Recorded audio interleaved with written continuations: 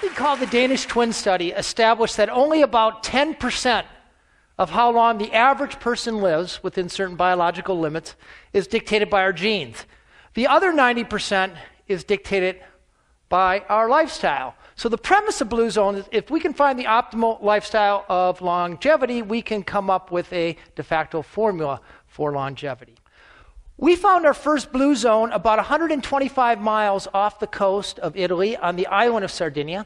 And not the entire island. The island's about 1.4 million people, but only up in the highlands, an area called the Nuoro province.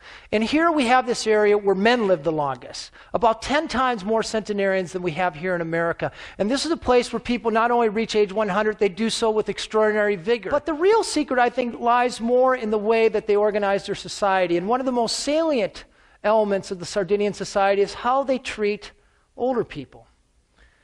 You ever notice here in America, social equity seems to peak at about age 24? Just look at the advertisements. Here in Sardinia, the older you get, the more equity you have, the more wisdom you're celebrated for. You go into the bars in Sardinia, instead of seeing the Sports Illustrated swimsuit calendar, you see the Centenarian of the Month calendar. This, as it turns out, is not only good for your aging parents to keep them close to the family. It imparts about 4 to 6 years of extra life expectancy. Research shows it's also good for the children of those families who have lower rates of mortality and lower rates of disease. That's called the grandmother effect. When it comes to longevity, there is no short-term fix in a pill or anything else. But when you think about it, your friends are long-term adventures, and therefore, perhaps the most significant thing you can do to add more years to your life and life to your years. Thank you very much.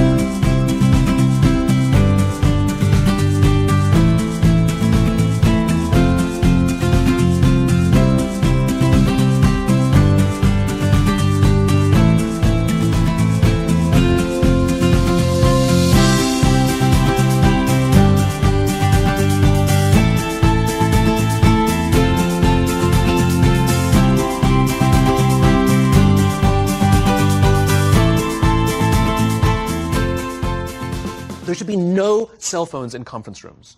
None. Zero. And I don't mean the kind of like sitting outside waiting to text. I mean like when you're sitting and waiting for a meeting to start, this is what we all do. We all sit here and wait for the meeting to start. Meeting starting? Okay. And we start the meeting. No, that's not how relationships are formed. Remember we talked about it's the little things? Relationships are formed this way. We're waiting for a meeting to start and we go, how's your dad? I heard he was in the hospital. Oh, he's really good. Thanks for asking. He's actually at home now. Oh, I'm really glad. That was really amazing. I know, it was really scary for a while. That's how you form relationships. Hey, did you ever get that report done? Oh my God, no, I didn't. I'll help you out. Can I help you out with that? Really? That's how trust forms. Trust doesn't form at an event in a day. Even bad times don't form trust immediately. It's the slow, steady consistency. And we have to create mechanisms where we allow for those little innocuous interactions to happen. But when we allow cell phones in conference rooms, we just, okay, have the meeting. And then my favorite is like when there's a cell phone there and you go like this, you go. It rings and you go. I'm not going to answer that. Mr. Magnanimous, you know?